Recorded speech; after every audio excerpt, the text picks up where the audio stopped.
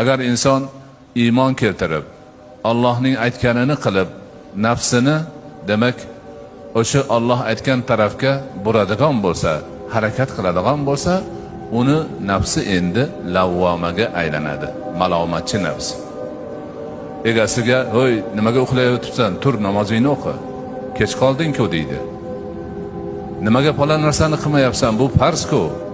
Qilmasang gunohkor bo'lasan" deb haligi malomatchi bo'lib qolgan nafs iymon bilan qurollangani uchun egasini doim yaxshi ishga, ibodatga, xayrga, barakaga, hamma yoqqa yaxshilik qilishga chorlaydi.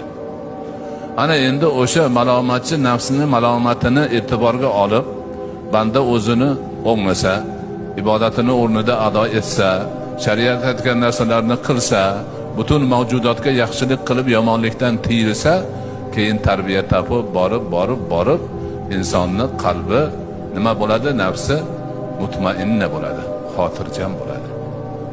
Uncha buncha narsaga e'tibor bermaydigan, faqat Alloh bilan birga bo'ladigan holatga aylanadi.